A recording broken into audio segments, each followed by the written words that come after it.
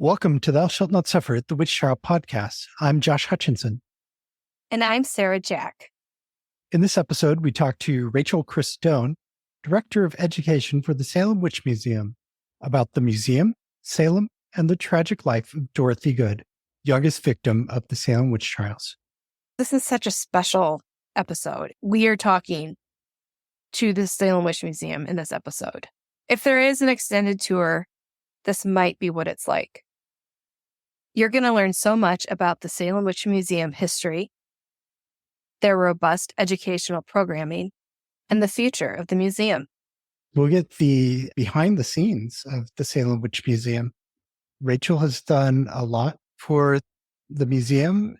She does excellent research and has put together a number of very special educational opportunities and offerings. You can find many of them on the website, salemwitchmuseum.com. Others you can experience in the museum or purchase in the gift shop, such as their descendant packets of information on the victims of the Salem Witch Trials. And those packets were researched personally by Rachel and Jill Christensen. They do thorough research, putting together biographies of each of those individuals who were involved in the trials.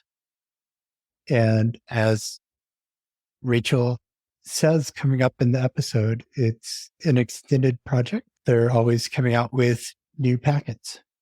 I visited the Salem Witch Museum for the first time in May. How was your experience there, Sarah? It was really exciting. I actually enjoyed seeing the tourists' excitement as they walked in.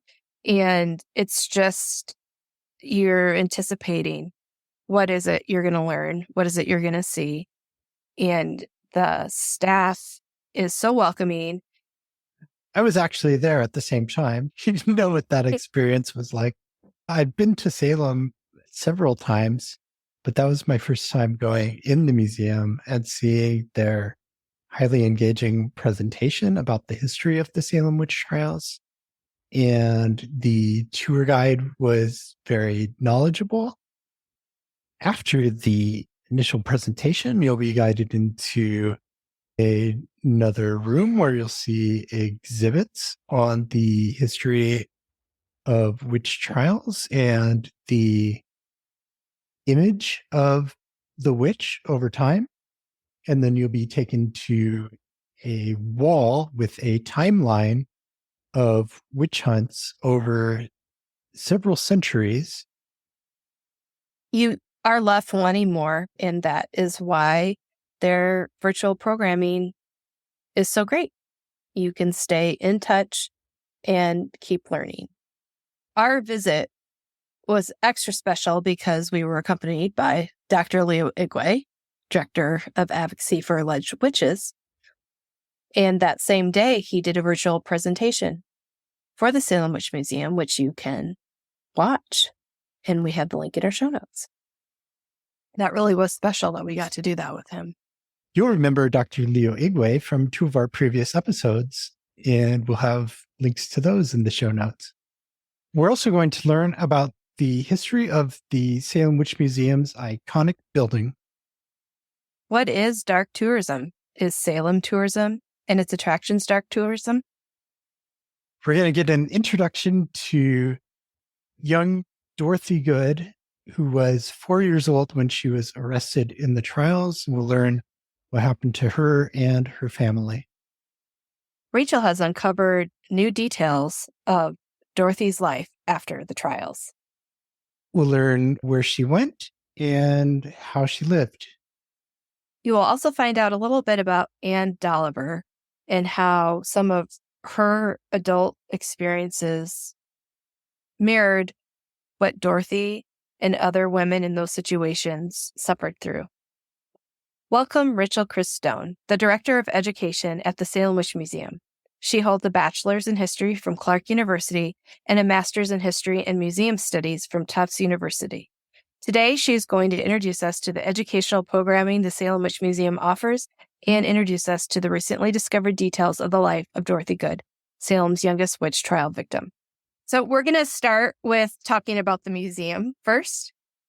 Can you tell us when it was founded? The Salem Witch Museum was founded in 1972. So last year was our 50th anniversary. Wow, that's a big one. Yeah, it was very exciting. It was a lot of fun. We had a private party, but various kind of Salem officials came, and then quite a few people who were involved in actually creating the museum were here, which was really neat to meet them because our museum is a very kind of unusual format. It's presentation based, and especially for the 70s, that was a very unusual way to present historical information. So it was really neat hearing about what the process was like creating it and how it endured and remained with kind of minimal changes over the years. That's really, it was like a series of happy accidents led to this place, which is very neat. Yeah, we had a great time there in May, and we looked at the building that you're in. What can you tell us about that? We are very fortunate to have it, but it's also one of our kind of greatest obstacles. So it's a really neat historic building. It was built in mid-19th century, and it was constructed as a church. So it was originally constructed for the East Church congregation of Salem.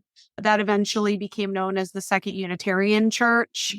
And it served as a church until about the 1940s, quite a long time. And then the congregation disbanded and was absorbed into other local churches. The building was then an antique car museum for a while. It was an auto and Americana museum, which the pictures from that museum are really wild, seeing these old-timey cars in here. And then there was actually a really serious internal fire that destroyed a significant portion of the inside, the internal portion of the museum. So the car museum was gone, and the Salem Witch Museum was founded a couple of years later. It's very fortunate that they didn't just level it and start from scratch, because the image is such a iconic piece now. Yeah, that's actually the second fire in the museum's history that we know of. We're actually internally not sure. That some say there was 3 fires. There were definitely 2. There was another one in the early 20th century, which damaged the towers. So we have those 2 towers in front of the museum, and they actually used to be much taller. And the fire weakened one of the towers, so they both had to be taken down, reduced to their present size. So hopefully that's it for fires with the building. And for our listeners who haven't been able to join you there yet, what is the presentation like? What's a tour consist of at the museum? So we're a 2-part presentation. So the first part, you go into a large darkened auditorium, which was actually where kind of the main congregational space when this building was a church. And you see an audio-visual presentation about the Salem Witch Trials. So it's about 20 minutes long, large life-size dioramas that tell you the story of the Salem Witch Trials from the very beginning to the very end, an overview of the events. It is theatrical. It's intended to be entertaining, engaging, I should say, but it is a history presentation at its core. And then our visitors go into a second exhibit, which was added in 1999. It's called Witches Evolving Perceptions. And that's about the evolving image of the witch, the European witch trials, modern day witchcraft. And then we talk a little bit about the meaning of the word witch hunt and why we should be learning about these events. Your social media is really strong, and you're always enticing us into the programs that you're offering. Do you want to tell us about what programs are available and how people can experience those? One of the silver linings of the pandemic, we can say, is we really surged into kind of the virtual stratosphere. So one of the resources we've been offering in the past couple of years are these virtual programs, which are honestly really fun. They're maybe my favorite part of the job. Myself and our assistant education director, Jill Christensen, work on these programs from year to year. So we typically offer 3 to 4 programs a year, sometimes more, sometimes less. And they cover just a variety of topics, from researching the Salem Witch Trials and how historians make mistakes in the research process. We did an event about that this year, to contemporary witch hunts, such as those that are going on in Africa, which we hosted a guest lecturer. Dr. Igwe was here this year. We do events about women's history. We did an event about race in the Salem Witch Trials a few years ago, where we talked about how contemporary conceptions of race informed the way the trials or impacted the way the trials took place. And then also how ideas about race have informed the narrative of the witch trials over time. So it's a variety of different events. We create in-house a lot of lectures, which is really fun for us. And then we also bring in guest speakers. And that's just been a way for us to widen our audience and get our information out to people who can't necessarily come visit us in person or who want to visit us in person but haven't had an opportunity yet. I just appreciate how broad and deep and enriching the program topics that you offer. And as an out-of-state descendant, I gleaned a lot of history and information from attending. Last May, I attended the panel that you did with several of the Salem authors, and that was probably my introduction to the museum, actually. And then getting to visit this May, a year later. But I really appreciate when I see that a program is going to be happening. It's not, oh, it's more of the same thing. It's always something that is going to be really important for people to get to experience. So thanks for doing that programming. That's always really good to hear. And that's the kind of best part about this subject is it's so rich. There's so many different angles you could come into talking about the history of witchcraft. I don't think we'll ever run out of topics for these events. And you have another event coming up that looks very intriguing. It's July 20th. We are offering an event called Witch Trials and Anti-Semitism, A Surprisingly Tangled History. So this is an event that I personally have really wanted to do for several years now. So basically, we're going to very broadly be discussing the kind of overlap and connections between the treatment of Jews in European history and witches.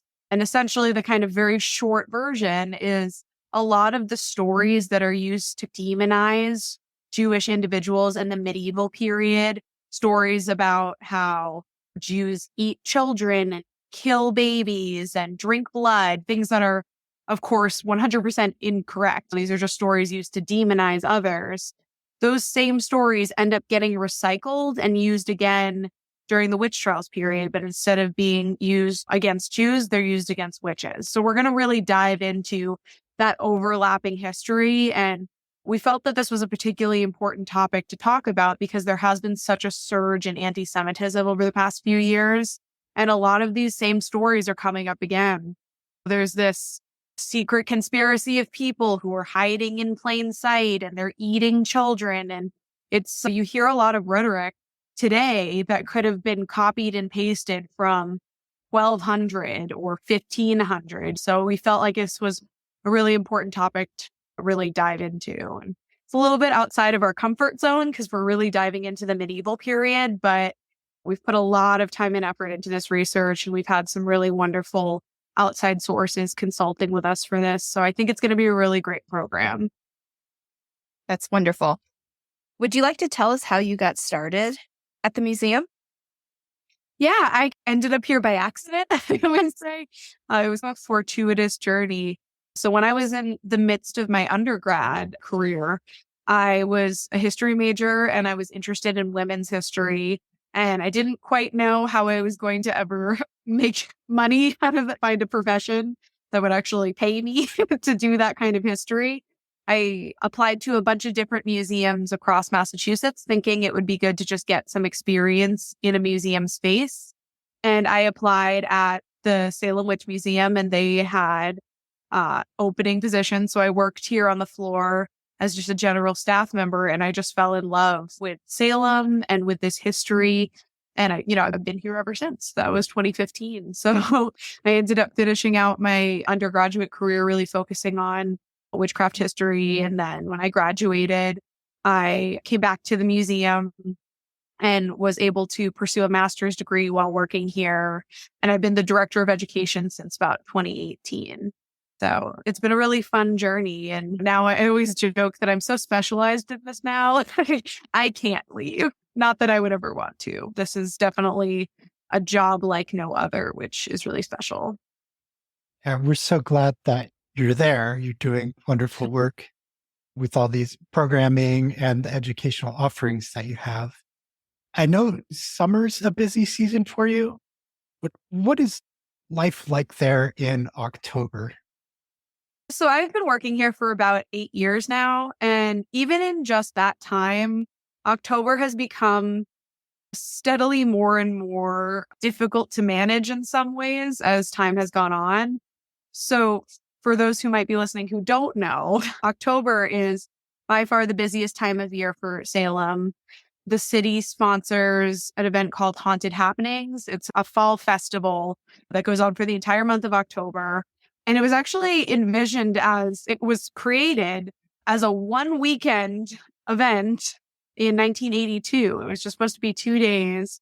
And nobody could have foreseen how popular this festival would become. There's all kinds of things happening throughout the city throughout that time. The different businesses do special events and things like that. There's tours, there's concerts. It's a really fun time to be here, but Salem is actually quite a small city. We were never meant to be hosting a festival that's this popular. So even in the past few years, since the pandemic last year, we had the busiest year on record. We had over 1 million people come in the month of October, which was just unbelievably crazy, to a point where the city's infrastructure simply can't handle it. Restrooms were breaking all over the city, like the plumbing of Salem couldn't physically handle it. It's a testament to how much people love Halloween and the popularity of that particular fall holiday, which people now very strongly associate with Salem. So it's a blessing and a curse. It's really fun to work here in October to a degree. You get to meet people from all over the world who are in full-on Halloween costumes for the entire month of October, who are just so happy and excited to be here. So that's really fun. But at the same time, it's also very demanding, and people tend to get a little frustrated trying to get in and out of Salem and are maybe not so nice to the service workers while they're here. So this is a friendly reminder to always be nice to service workers wherever you go, because it's people just trying their best to make your visit fun. So it's good and it's stressful. And it's also what allows Salem to thrive as a community, because the revenue that's generated in October is what keeps the city going throughout the winter. So again, it's a blessing and a curse all in one. And is there any other aspects of the tourism that you might like to speak to as far as the city or your museum? So I always say that Salem is a very unique example of tourism. We're a case of what would be called dark tourism, contemporary tourists traveling to a site associated with dark or tragic history. So Salem is this very kind of unique, strange place, because when most people think of the word witch today, they don't necessarily think of the historic criminal offense of witchcraft. Of course, they know witch trials happened here and usually are aware that resulted in the deaths of innocent people. But for most people, witches are a pop culture phenomena. They're Hocus Pocus and Harry Potter and Wicked and Charmed and all of these kind of beloved cultural figures we know today. So that makes tourism here very tricky, because what draws people here is not necessarily a colonial history lesson. It's this kind of deeper story of the supernatural and magic and the occult and things like that, which I always say is not a bad thing. It's very tempting to condemn the contemporary tourism industry here and say, this is so inappropriate. None of it should happen. Why would the city feed into this at all? And I always say it's not a bad thing that people have this in mind. You can't criticize people, because that's just what our culture is today.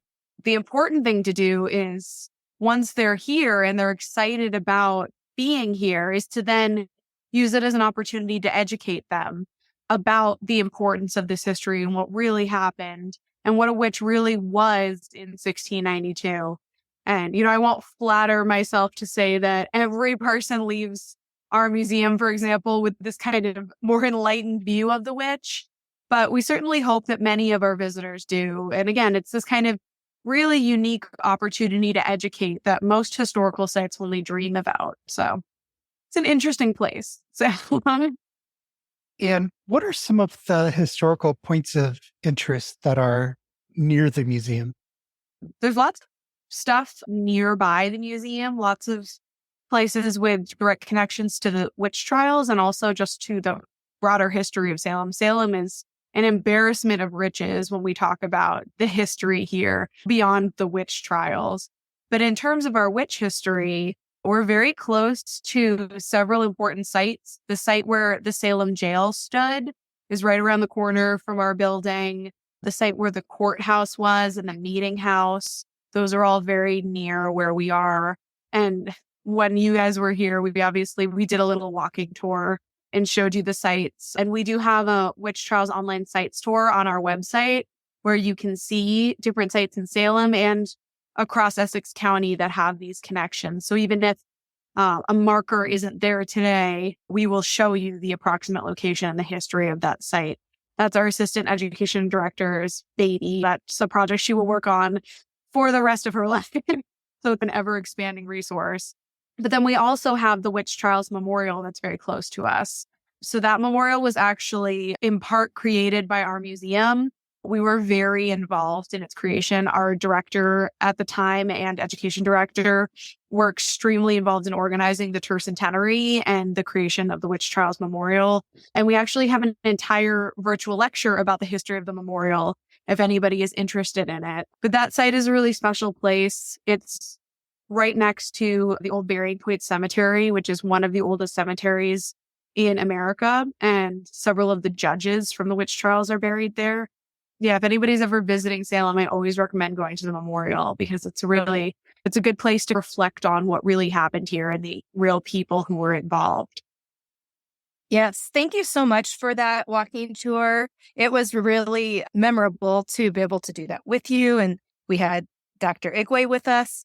And I remember when we were at the memorial, when we walked up and he saw the quotes there from some of the victims, how much that struck him because he hears those words now too many times where he's working. So thank you for giving us that extra little history lesson and experience when we visited. What is next for the Salem Witch Museum? It's kind of a two-part answer. So we're in the midst of a series of very large updates, interpretive updates. This is something we've been working on for many years now. The kind of first leg of this project was updating our second exhibit, which is Evolving Perception. So when I say updating, the kind of most significant element of this is removing some dated scholarship. So scholarship, as we know, changes all the time. We learn more and more all the time about this history, and kind of particularly in regards to witchcraft history, this field is still relatively new. It doesn't become a very serious academic discipline until the mid-20th century. So a lot of research has been produced since the creation of our museum and the creation of these exhibits. So updating the interpretation, removing some dated content, such as when that second exhibit was created, it was widely believed that 1 million people were executed during the European witch trials. Now, we now know that that's actually impossible, given the population of Europe and the effects of the Black Plague. And historians have come up with the more reasonable estimate that it's closer probably to about 45,000 people on the lower end of the spectrum. Getting rid of information like that, adding new information just in response to our audience and what we see people interested in learning about. Adding some new artifacts back there has been a big push in recent years. We have a first edition of The Wonderful Wizard of Oz in our section where we talk about the evolving image of the witch. We do actually have a copy of the book The Malleus Maleficarum, which was an incredibly important text during the European witch trials. It was a manual for witch hunters. We have a copy of that and several other texts related to demonology in our collection that are not yet on display, but are hopefully going on display in the next few years. And then the next big saga or the next chapter is updating our main presentation and doing the same thing, removing points of dated scholarship. So that presentation was created in 1972. And since 1972, we've learned a lot about the trials. We've learned a lot about the kind of story of events. So the kind of cause and effect at the beginning of the trials, particularly the role of Tituba, who's an enslaved woman who's one of the first accused. That's something we've learned a lot about. I had to unlearn some narratives since 1972. Things like knowing the location of the hangings, knowing it's not Gallows Hill, it's Proctor's Ledge. These are all relatively recent elements of the scholarly conversation. So all this to say, this is the next big project, but the project has been going on for many years now, and it's been a series of really unfortunate events. The first time we started working on this, the front of the building started to separate from the building. It started to sag off. So that was $1 million project just to fix the structure of the building. And that's why I say our building is a blessing and a curse, because maintenance to a 19th century building is very difficult. And then the second time we had pulled the plug on this, it was January of 2020. And a couple months later, the entire country shut down. So we are now in round 3. I swear if there are any more destructive, life-altering events, we're going to have to burn a sage bonfire or something, because it's feeling like this project is a little cursed. But anyway, that's the next big thing on our horizon, is just finishing finally that big project so that we can move on and work on building additional exhibits and adding additional content and things like that. Thank you for sharing so much about the museum. We absolutely enjoyed ourselves there and your programming. And you also are heavily involved in research. And you've done some very incredible research into Dorothy Good, one of your subjects. And could you introduce Dorothy to the audience? Yeah. So Dorothy is arguably one of the saddest stories from the Salem Witch Trials. So she is the daughter of Sarah Good, who's one of the first people accused. She is executed during the trials. And Dorothy is 4 years old. So she is accused of witchcraft not long after her mother. She is arrested and placed in prison. And she remains in jail for about 8 months, 7 or 8 months. So she's not released from prison until December of 1692. And she is so traumatized by her experience that she is never able to recover. Her mother dies. Her infant sister, who accompanies her mother to jail because she's too young to be separated from her mother, also dies in jail. And she's 4 years old, shackled in a prison cell. So the emotional trauma she carried with her through the rest of her life is just, it's very hard for us to really even imagine today. I was wondering, what were there other types of situations where they would have imprisoned and shackled a child of that age during that time? Maybe. Yeah, it's very hard to envision. There are cases of extreme poverty where they wouldn't necessarily, and this is also a little bit later after 1692, you wouldn't necessarily be arrested and shackled, but you might be sent to a poorhouse. But yeah, it's very difficult to envision another situation where a child that young would be arrested for a crime. It would have to be a very unusual situation. It really struck me when you were giving your presentation for History Camp and you talked about what it would have even been like to get her to the prison, that she would have not walked herself there. She would have been brought there, like physically carried, picked up. Yeah, so my research in recent years, the past couple of years, has been about her adult life. And I stumbled upon these records in the Salem Town Selectmen record book that show she kind of, as an adult, bounces around from house to house for most of her adult life because she's unable to care for herself.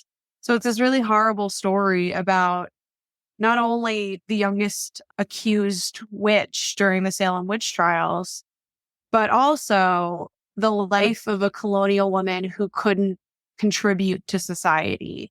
So if you weren't able to fulfill the role of mother, wife, keeper of the house, society struggled to deal with you. And honestly, that is true to this day, right? We still have a difficult time dealing with people who can't contribute to society. And Dorothy is, it turns out, a really clear example of that. So I have been working on this research about this story of her adult life for a few years. I published an article in the American Ancestors magazine this past, I think it was the spring edition, where I talk about the discovery and what we know now. And now I'm currently pivoting and trying to work on this as a full book, just really diving into what do these records really tell us about a woman in the 18th century who couldn't function, who's struggling with a mental health issue, whatever that may be in clinical terms. She's not able to care for herself. So what does that mean? So it's really depressing research, but it's really interesting. And it certainly aligns with, I've always been interested in women's history. And turns out women's history is extremely depressing.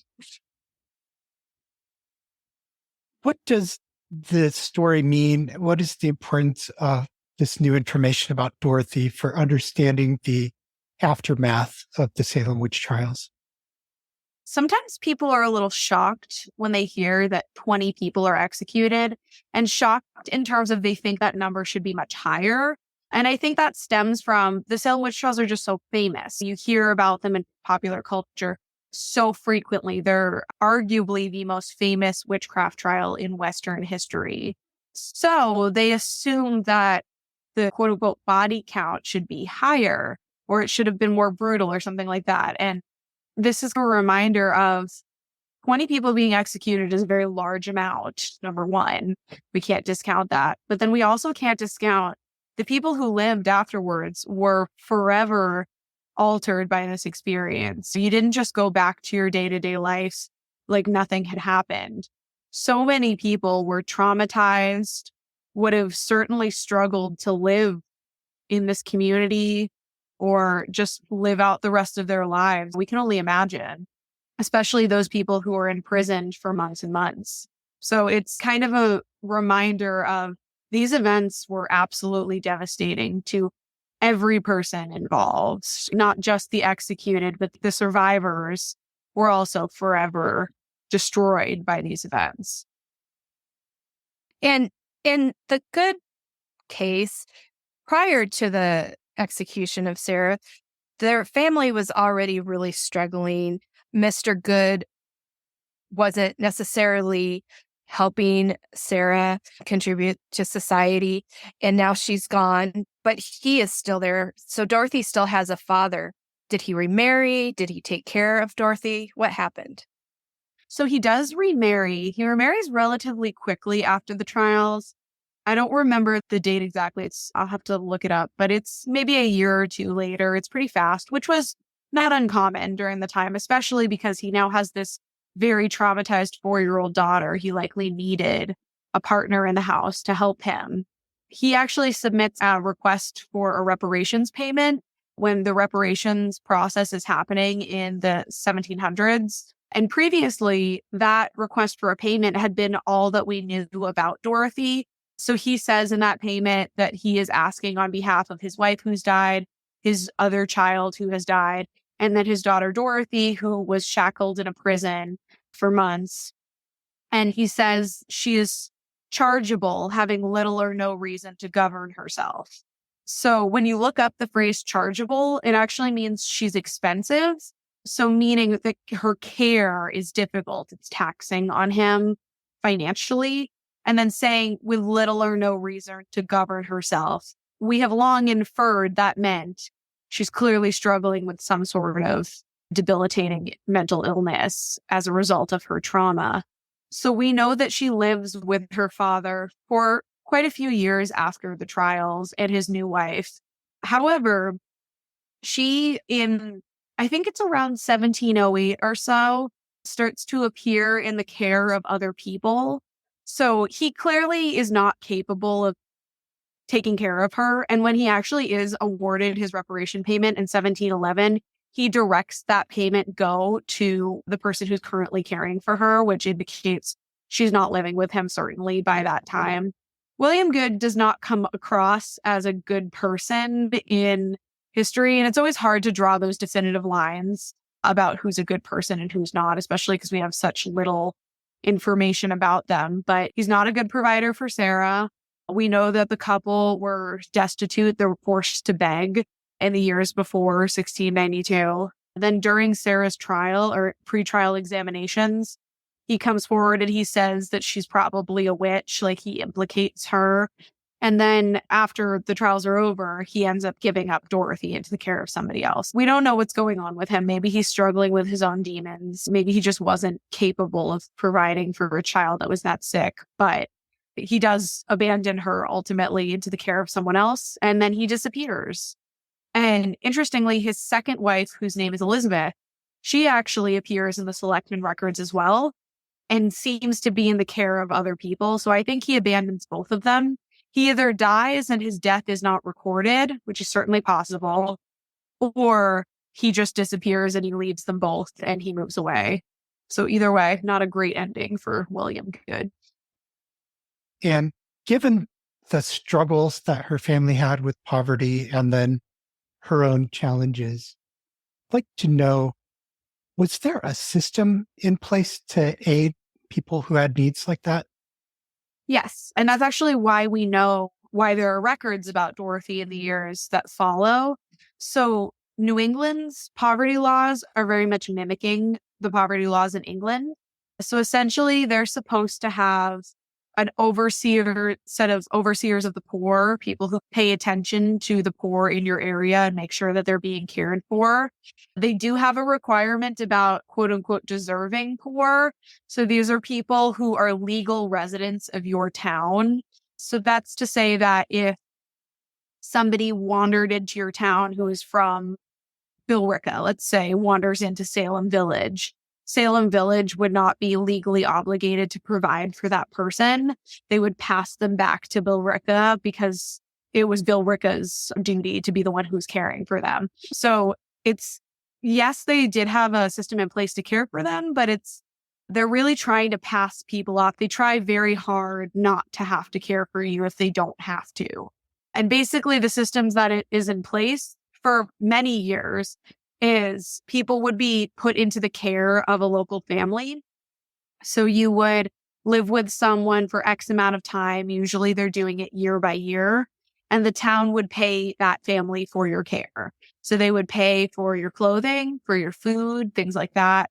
And then a year later, if that family still wanted to take care of you, they would keep you. And there would be a notation about it in the Selectmen records. Or if not, somebody else would take you in ideally, and the cycle would continue. So that's how I was able to find Dorothy, is I was looking in the Selectmen records for somebody else, for Anne Dolliver, who is also accused of witchcraft, and she lived where our museum actually stands today. I was trying to figure out when her death date is, and I knew she was involved in this system of caring for the poor. And in looking for her, I found all these records from Selectmen year to year commenting on the care of Dorothy. Who ended up taking care of Dorothy? So this series of people, there's a Putnam who actually cares for her for a little while. It's Benjamin Putnam, who is, in terms of, if you know anything about the witch trials, the Putnams are the villain family. They're the chief accusers, we can say Thomas Putnam's family is. But this is a very large family, and there's certainly members of the Putnam families who are not involved in the witch trials or are sympathetic to the victims. So Benjamin is part of the family where his father hadn't been very involved. He hadn't been very involved. His father signed a petition, in fact, in favor of Rebecca Nurse. So they seem to have been sympathetic to the victims. So he cares for her for a while. He then passes away, and his son Nathaniel takes over her care for a little while. And then she actually disappears and comes back pregnant. So we don't really know what happened, or I'm working on finding out what happens to her, but whether she got pregnant living in Nathaniel's house, whether she left the house, went somewhere else, and returned pregnant is unclear. There is no record indicating who the father of the child is, so it's a big question mark. She and the baby end up living with Nathaniel for a little while, and then she bounces around from a few different houses. She ends up in the House of Corrections for a little while, which is like a poor house. It's places that people who were impoverished, who weren't showing signs of participating in society at all. So who were not helping in the houses they were living in or being quote unquote lazy. Things like that could get you a stay in the house of correction. So she's there for a little while. She ends up getting pregnant a second time and gives birth in Concord, which is very confusing. How and why she ends up in Concord is still very unclear. And then ultimately she ends up for most of her life or most of her adult life in the care of a man named Jonathan Batchelder who lives in Beverly. He's very interesting because he actually testified against Sarah Good years before during the witch trials. He's young at the time. He's a teenager, but he's one of the people who offers testimony against her. So we can make all kinds of speculations about, is he taking care of Dorothy, Sarah's child, out of guilt, out of Christian charity, because he feels remorse for what he did? Whatever the case, he ends up taking care of her and her second child. And then after Jonathan dies, Dorothy disappears. No idea where she goes. I have some theories about it, but no definitive proof. And we don't know when or where she dies definitively, although I'm probably going to spend the rest of my life trying to figure it out. One of those men you mentioned in your talk and in the article in American Ancestors was Robert Hutchinson. And he's my ninth great granduncle. And thought I'd mention that. But his father, Joseph, was one of the ones who accused Sarah Good. So I always wondered, once I learned that Robert had involvement with Dorothy Good, was he making up for something? It's speculation, of course. Yeah, that's fascinating, especially because, so I will confess, I have a negative view of Robert because Dorothy doesn't seem to want to stay with him. So there's 2 or 3 occasions where there's a record that says she's supposed to go into his care. And then she ends up somewhere else, either in the House of Corrections or she ends up in Concord giving birth to a child. It seems like there's a couple of attempts for her to stay with him, and she does maybe stay with him for some amount of time. But it's very interesting to me that it doesn't really stick. And we can make a lot of speculations as to why. So we all have like fictional narratives of what's going on. And then I kind of wonder if maybe she just didn't like him or didn't like living in his house for some reason. Is something going on there? But that's very interesting. If you find anything else about your relative, let me know. Yeah, absolutely. My speculative narrative on that situation is maybe Mrs. Hutchinson didn't want her there. Yeah. So the kind of darkest narrative, I will confess, is she does get pregnant around one of the times where she's supposed to be living with him. Is he the father of her child? That is total speculation. I have literally no reason to think that other than she's just near him. But so I don't want to slander the name of Robert Hutchinson, but it's interesting to consider, especially because we have no leads. Normally in a case of an unwed mother, or I should say regularly in a case of an unwed mother, they would really try to figure out who the father is, because that helped with the financial situation. It was in the town's best interest to have a recorded father because then they could be financially responsible for the child, as opposed to if no father is named, then now you've got a baby born out of wedlock. So you have to support the mother and the baby. I have been through the records looking at cases of premarital sex and bastard children. And there's a lot of records of women and their baby daddies, for lack of a better term, that the court would force them to on record say who it was. And Dorothy just does not appear in those records. So that's really interesting. Could they just not get her to say who it was? We don't know, given her mental state. Was she capable of telling them who it was? It's unclear. We don't know how cognitive she is. We don't know how she might not have been a verbal person. It's very kind of shady the way her mental health is described. So yeah, we can, and I do make many speculations about it on my own, but the lack of firm evidence, all we can say is there's 2 babies, one's a boy and one's a girl, and we have no idea who the fathers are. And you mentioned a house of corrections. What was that? So it's like a workhouse, poorhouse. So the House of Corrections in Salem is actually built as an attachment onto the jail, which is a whole other layer of kind of a whole other disturbing layer here because Dorothy is certainly in jail in Salem for some amount of time. I don't think she's there for the majority of her imprisonment. I think she's in Boston, but she was brought there for her initial questioning. She may have been transferred there at some point. Her mother is certainly transferred there before her trial. The fact that Dorothy is then, as an adult, sent to the House of Correction, which is just a building added on to that jail space, that's horrible. That we can only imagine how triggering that would be.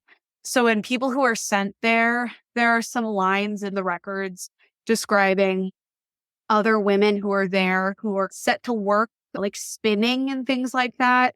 So this is a place for people who, again, were not contributing to society. There's some very strong language in the Massachusetts laws that say if you're idle, if you're slothful, things like that, you will be sent to the House of Correction. So yeah, what she's actually doing in there, who can say, but other people who are in that situation were required to like spin wool and things like that.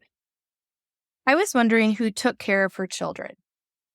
So both children become indentured servants, which was very common for children in that situation. Even if both parents were known, if they were both impoverished parents who couldn't necessarily care for the children, the kids would be sent out to work in other people's homes and be raised there. So an indentured contract essentially says, you are going to be a servant in my home for X amount of years. I believe for boys, it's 18 years. For girls, it's 21 years. I think I could have that backwards, but I think it's boys 18, girls 21. And in exchange, the master of the house will teach them a set of skills. So they will clothe them, they will bathe them, they will feed them, and they will teach them a trade. So for girls, domestic work. For boys, depended on the trade that person was in, and will teach them to read and write. We'll teach them some amount of literacy. So it was, in a way, kind of a good solution. The idea was a child will be able to leave an indentured contract and have a trade, so be able to support themselves to some degree. So we know that her daughter is indentured to Nathaniel Putnam, and she's there for her set term. And her son, whose name is William, is indentured to Jonathan Batchelder. And Dorothy actually disappears before William's indentured contract is up. So I would assume both kids stay where they're supposed to be for their full contracts, but I haven't been able to find any records of where they might go from there. Maybe they die, maybe they move away and they're just going to appear in a different town records. They're not in the vital records at all. So that's another thing I'm going to be hunting down for the rest of my life. I was joking with Marilyn Roach, the historian, that this is going to deteriorate into me going selectman record to selectman record, town to town. And she laughed because she wrote the day-by-day chronicle, which took her like 30 years. So who am I to complain? And is it known what trades the children were being trained for? So Dorothy, the girl, is being trained as a domestic worker, so to be able to serve in a house. I don't remember off the top of my head what William's trade was. I think it might have been carpentry, but I'll have to look it up. The indentured records for both of them exist. And there's no record of him. So he's living in Beverly at the time. So I have been to Beverly to look through their records to see if there's any indication of him working as a housewright, and nothing yet. Unfortunately, their records are missing a big chunk in the exact time I'm looking for, which that happens. Maybe there was a record of him that just hasn't survived. So we will never know. Some of the timeline of Dorothy's adult life shows that she was a wanderer. It looks like there's records that show she was warned out of town. What does that mean, warned out of town? So warned out of town is essentially somebody who is being forced to leave for one reason or another. So it oftentimes has to do with a woman becoming pregnant, and it has to do with your status as a resident. So again, if you're not considered to be a legal resident of that town and you do something that is not favorable to the town, for example, Martha Carrier, she and Thomas Carrier are warned out of Andover after the smallpox epidemic in the 1690s. So they don't actually end up leaving, it seems. They're told to go, and it doesn't seem like they do. So it's like a kind of official notice saying you need to go. Dorothy is warned out in her case, which is very common. It's after she gets pregnant. There's this notice that says you have to go. We're not taking financial responsibility for you, essentially. In her case, she also doesn't leave. And it seems that she then immediately kind of ends up in the care of Nathaniel Putnam.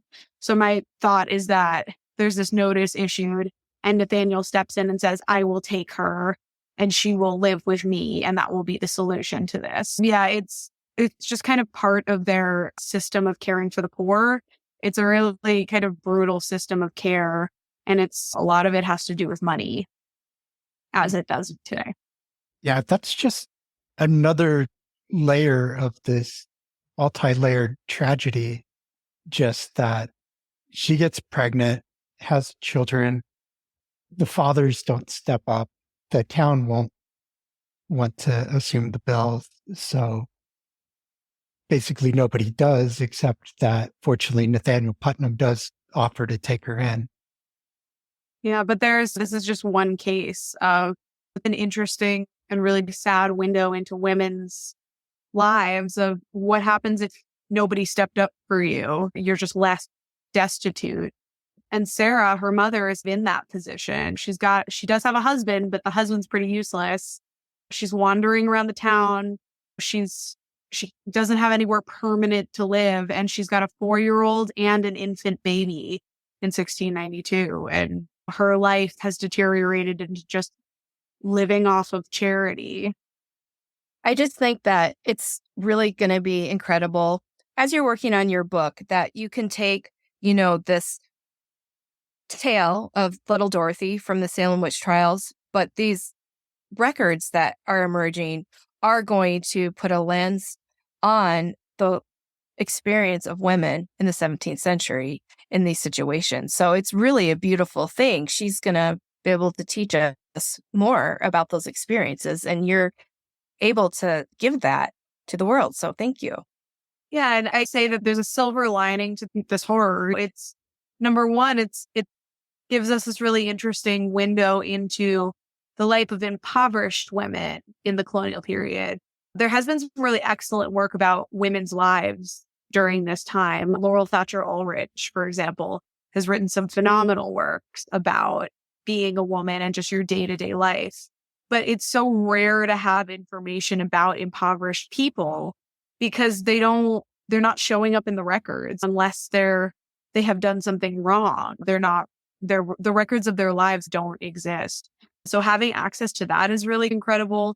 But I've said a few times, this discovery is meaningful because it also tells us that Sarah Good's line might have continued. So until now, we've thought that it stopped after Dorothy and her sister who dies. And Dorothy, we just assumed didn't have children. And we now know she has both a son and a daughter. I've yet to figure out what happens from there. But the fact that she has 2 children certainly may suggest her line continues. So that would be really incredible to find out that she has living descendants to this day.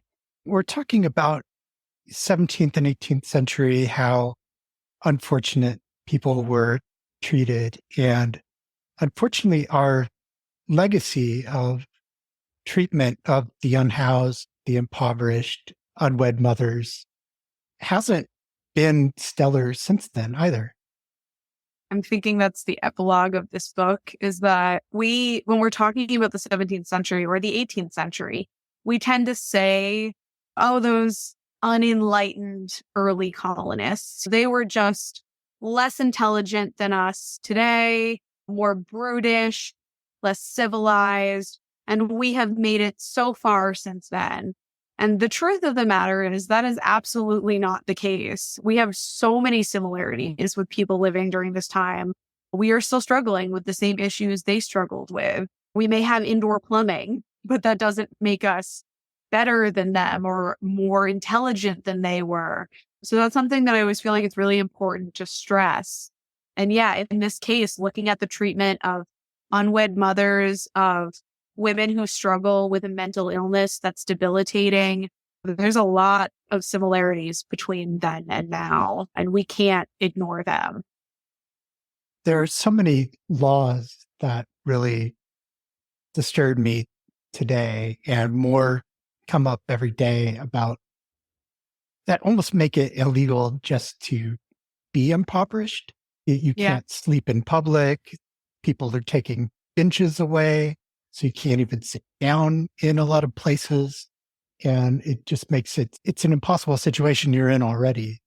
And it's so much harder. You end up spending a lot of time behind bars, unfortunately.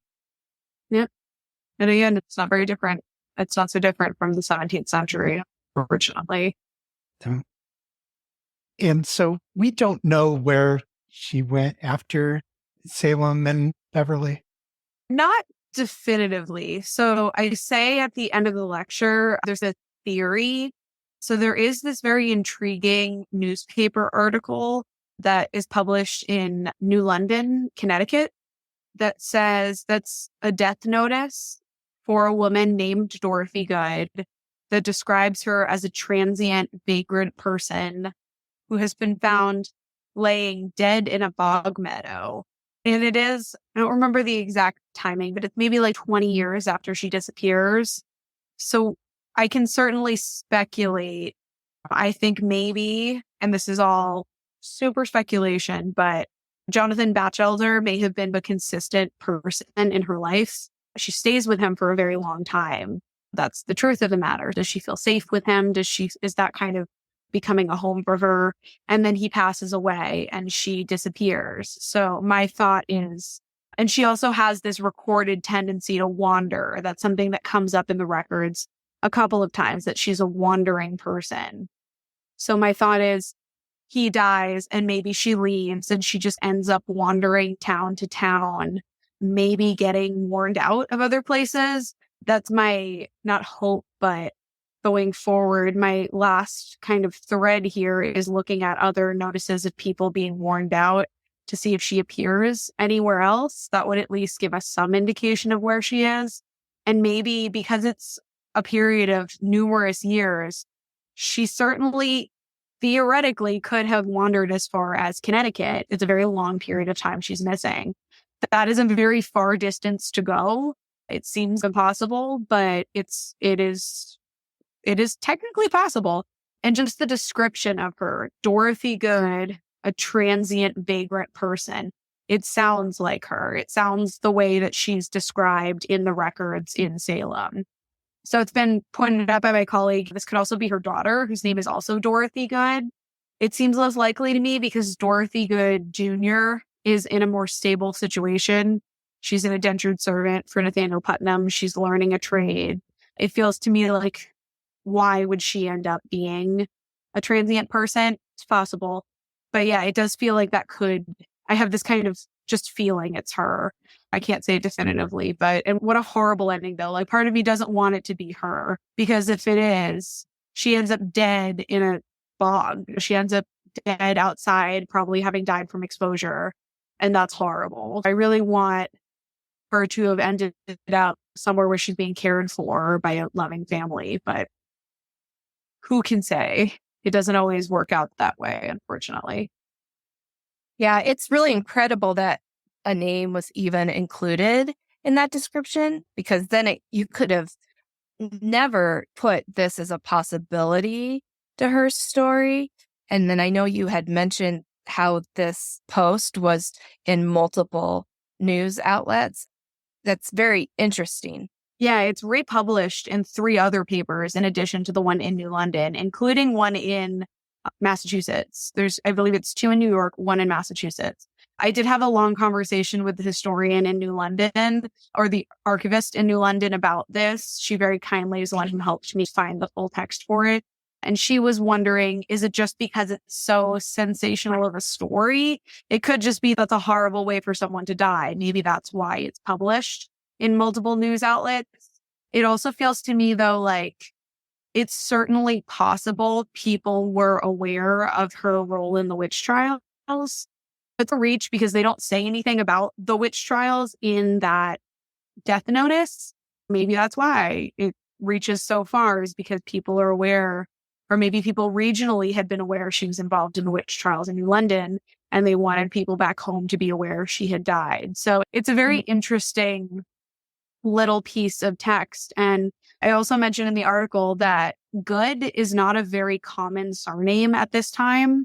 If you look in vital records in both Massachusetts and Connecticut, there are very few Goods, if any, beyond this family.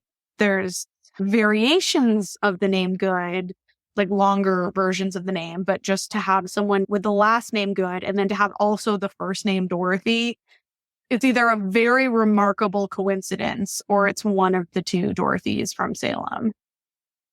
Yeah, after I had heard you mention that, I did some searching online, and it was very difficult to find anybody named Good. You'd think it sounds like it would be a common name, and then it absolutely not. There's lots of good wins, but there's no good. And that actually makes it very difficult. I have no idea what William's story is, Sarah's husband, where he's born, where he comes from, where he's living before he meets Sarah. That is all up in the air because, again, there's just I have not been able to find any mentions of his family or his lineage at all. So that's another kind of big question mark of where did he come from? And is he the one who's starting the kind of Good family name here? Because there are Goods showing up in the 19th century, so a full century later. So what is happening there? That's an interesting question. Yeah, this research on Dorothy Good and then how could pieces get filled in through identifying descendants? That is like, there's so much promise there, possibly. Yeah.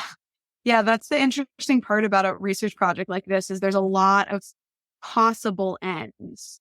And some of them will have reward. I went to the Phillips Library looking for indentured records, not knowing if I would find anything. And I did find William and Dorothy. So that was a huge day for me. But then going back and looking again through prison records and court records of unwed mothers and their children, it's nothing, dead ends. So that's the kind of frustrating and rewarding part about research is you'll have a spurt where you find something and it's thrilling and then dead ends for years.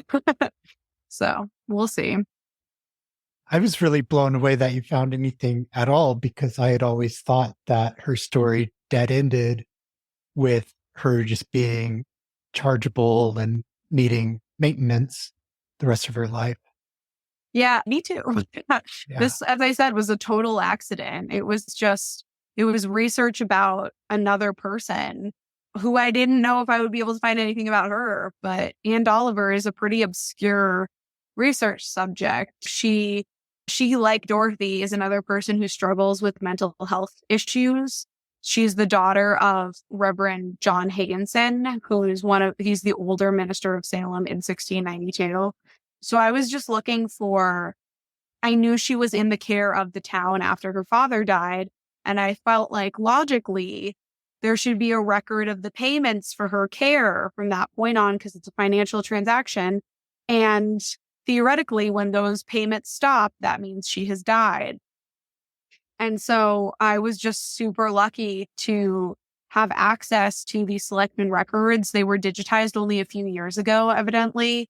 And you could have knocked me over the day where I started to realize that there was another very familiar name in these records that I kept coming across. So yeah, it was all just kind of luck, and it also begs the question of what else is hiding out there? What other stories are in records that we haven't found yet? And Anne Dolliver also is interesting to me that she ends up in a similar situation because of who her father was and the status of her brother, John Higginson Jr. also. Yeah, so she actually has a lot of similarities to Dorothy in a way. So she is married to a fisherman in Gloucester who appears to be a horrible guy. They have 3 kids together and then he abandons her. So because he has abandoned her, she ends up having to come back and live with her father. And the similarities are in terms of the way that they are described in records indicates she's not stable to a degree, and again, it's such vague language. We can't really make a diagnosis of what's going on in either case. But Anne also seems to really have struggled with what they would call melancholy. She is not able to live independently or remarry. And she ends up in the care of another family, very similar, in a similar way that Dorothy does, who take care of her for the rest of her life. Again, indicating she's not able to support herself. And she actually ends up living away from her children, like Dorothy, probably because she either couldn't or wouldn't care for them. So yeah, it's just a window into this is what happened to a woman if you couldn't marry and have kids and fulfill your expected role. I think it's incredible how when historians and writers and researchers like yourself start to work on a story, records start revealing the story. It really is like a voice from the past, but it's also a look into ourselves. It's such an important thing in the story. So I'm so excited about this era of research in general for our society, but particularly with the witch hunts, there's so much to glean from it. Yeah, very much so. My hope is that these worn out records will show up. So it's why you can never put the pen down, right? Because things will just keep coming up. Do you have anything that you want to add or anything else you wanted to talk about, either the museum or anything else? I would say that just the best way to keep up with what we're doing here is following us on social media. So we are just at Salem Witch Museum on both Facebook and Instagram, and actually TikTok also, which kind of our newest addition to social media, which I still don't know if I like or not. But yeah, that's where we post about our upcoming virtual events like the anti-Semitism lecture, which is coming out next week. And that's where we post about new research that's going on, like additions to our online sites tour or new descendant packets. We will actually have hopefully 5 new descendant packets. We currently have 4 finished. We're going for the 5th. That will be ready in September this year. So that's where you can see what's new, what's happening, and then also just our day-to-day, what our hours are and things like that. Please follow us on social media and then check out our website, which is salemwitchmuseum.com, which has a whole bunch of different resources for descendants, for teachers, for students, for just avid history lovers. So yeah, that's the best place to see what we're doing and what's going on here. Yeah. I also want to plug your YouTube channel. You put these wonderful virtual events on there, and I've gone again and again to watch video after video. So I appreciate that you do that. Thank you. Yeah, that's another one. We also have the videos on our website as well. So there's a couple different places you can see them, but we always try to record virtual lectures. The only lectures we don't record are the ones that are ticketed, which these days are not many. Almost all of them are free now. So if we can record it, we do. And then, yes, those are available on our YouTube page and also on our website. And now for Minute with Mary.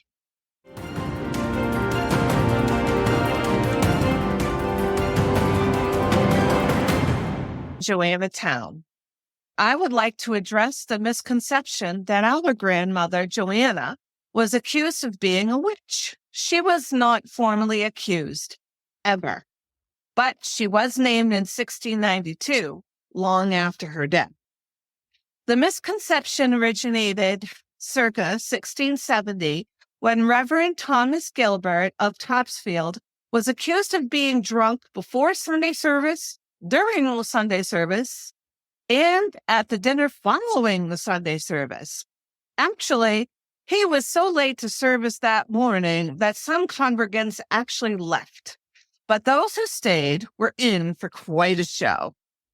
Thomas was seen falling as he entered the building, slurring his words and messing with the order of the service, so that Isaac Cummings stood up and declared, "Stop. You are out of order and dangerously close to blaspheming the Lord's name." Thomas told Isaac to zip it and sit down. Things got so wild that Thomas quit his ministry at Topsfield right then and stormed out of the building, only to return 3 weeks later. If that wasn't enough, there was a dinner that same afternoon after the fiasco at the parsonage, where many accused the minister of swigging too generously from the communion cup he shared with the diners, one of whom was Joanna Town. Joanna, however, was the only person in attendance at that dinner who did not notice any odd behavior displayed by Thomas, nor did she think that he drank too much from the cup. When this matter eventually went to court, Joanna proclaimed that everyone else was wrong. According to Joanna, Thomas ate and drank in moderation that day, and he was fully aware of his behavior. Fast forward to 1692, 10 years after Joanna died. John and Hannah Putnam's infant daughter became sick and died within 2 days. Sadly, the child died such a violent death, as John Putnam said, it was enough to pierce a stony heart. According to a prior conversation with his cousin-in-law, Ann Putnam Sr., regarding Joanna Town's daughters, he said that the apples didn't fall far from the trees. John had heard that rumors that Rebecca Nurse's and Mary Estes' mother was a witch. After all, it was a common belief that witchcraft was passed from mothers to their daughters. John concluded that since Rebecca and Mary's specters could not kill him, they killed his child. The Putnams were distant cousins to the Goulds, who were present at that service and dinner at Topsfield in 1670. Unsigned John Gould, who filed the complaint on behalf of his wife against Thomas Gilbert, does not mention Joanna Town in his complaint, though she offers the deposition in defense of Thomas. So I can only speculate that the gossip about Joanna's rule traveled via the Gould family members, most likely those female family members, to their Putnam cousins who lived 5 miles south in Salem Village. I imagine these families visited from time to time, therefore sharing some of the gossip from their towns. Thank you.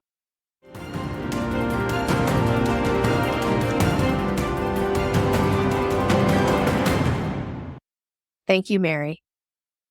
Here's Sarah with In Witch Hunts News.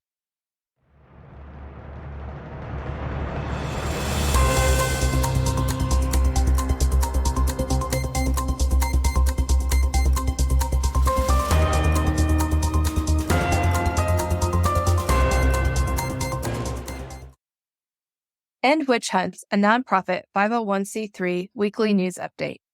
Today is July 20th. It is the day after the 331st anniversary of the hanging of 5 innocent alleged witches in Salem, Massachusetts, on July 19th, 1692. The mother of Dorothy Good, Sarah Good, was among them, along with Sarah Wilds, Susanna Martin, Elizabeth Howe, and Rebecca Nurse. Rebecca, an accused elderly woman, was examined the same day Dorothy was examined. The Rebecca Nurse Homestead Facebook page posted yesterday, quote, "Accounts say that Rebecca Nurse was seen to be praying while on the cart, and right before execution, only stopping to look at her children and family in the crowd. Sarah Good would have none of that. When they arrived at the hill, Reverend Noyes urged her to confess so she would at least not die a liar. She denied the guilt. Noyes said he knew she was a witch. 'You are a liar,' she snapped. 'I am no more a witch than you are a wizard, and if you take away my life, God will give you blood to drink.' This curse was based loosely on a verse in Revelation.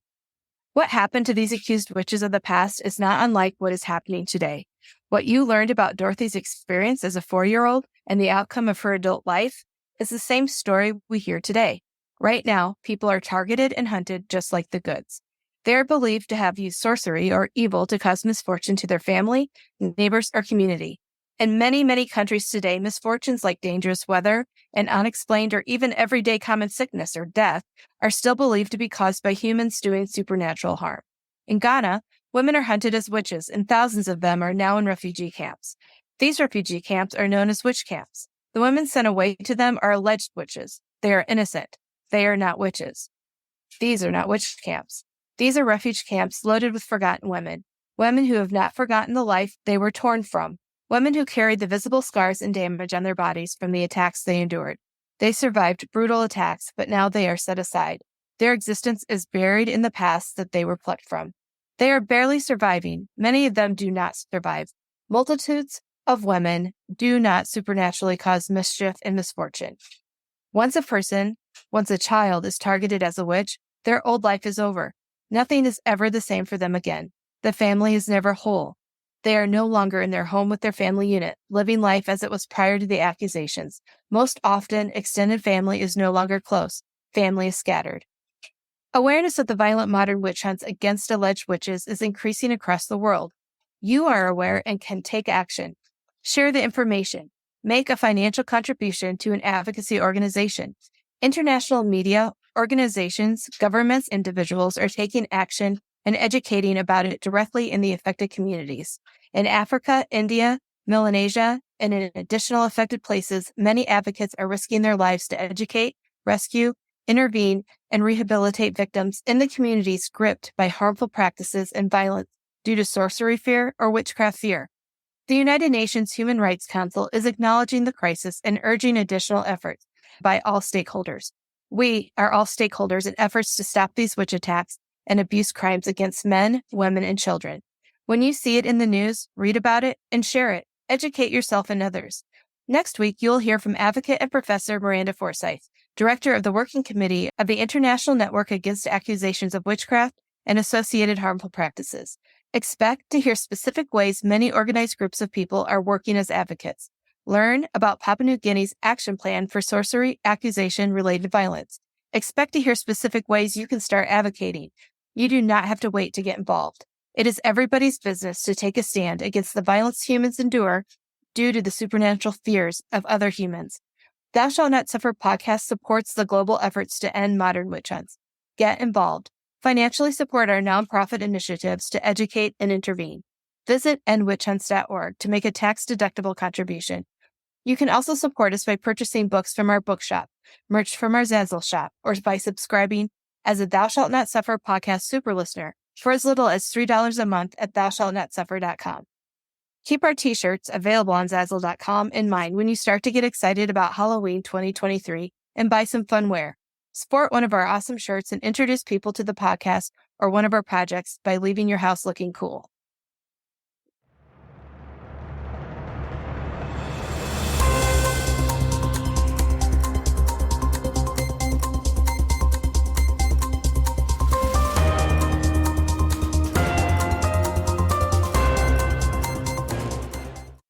Thank you, Sarah. You're welcome. And thank you for listening to Thou Shalt Not Suffer, the Witch Trial Podcast. Thank you for joining us every week for our great episodes. Subscribe wherever you get your podcasts. Don't miss one. Visit thoushallnotsuffer.com. Remember to tell your friends. Please support our efforts to end witch hunts. Visit us at endwitchhunts.org to learn what we're doing. And please rate and review wherever you get your podcasts. Thank you.